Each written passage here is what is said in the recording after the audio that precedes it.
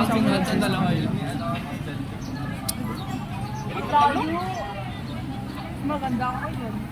Amy? Talaga naman na.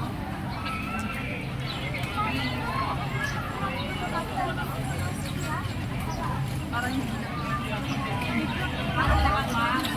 1990.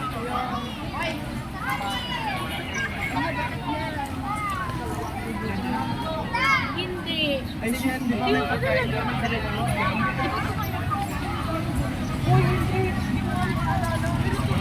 Mga kababayan, ito na ang present situation dito sa Grandstand, Tuguegarao City. Naghahanda na ang mga atleta para sa grand opening. Ang nabanggit kanina ay alas 3 pero binago dahil sa sobrang init ng panahon. Ang changes ay parang binago nila ng pinalitan nila ng alas 4 ang magiging opening. Pero narinig natin dito na parang babaguhin pa ulit kasi mainit pa rin. Mainit pa rin yung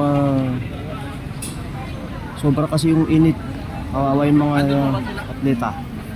So may possible na changes pa rin ng oras ng grand opening, mga kababayan. Yan.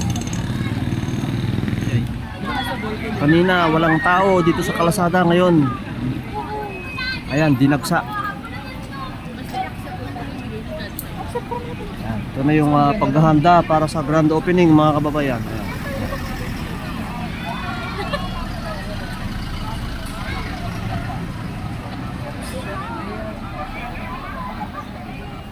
Ayan, mga taga-tuy kayo niya. Taga-tuy kayo niya. Isabel. Ay, Isabela. Oo.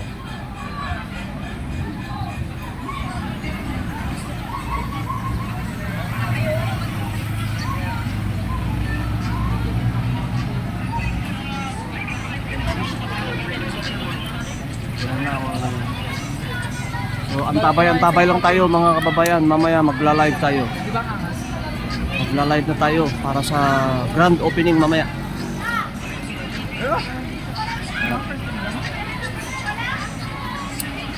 Okay, hanggang dito muna tayo. Hanggang dito muna tayo, mga kababayan, at babalikan ko kayo mamaya. Maraming salamat. Maraming salamat.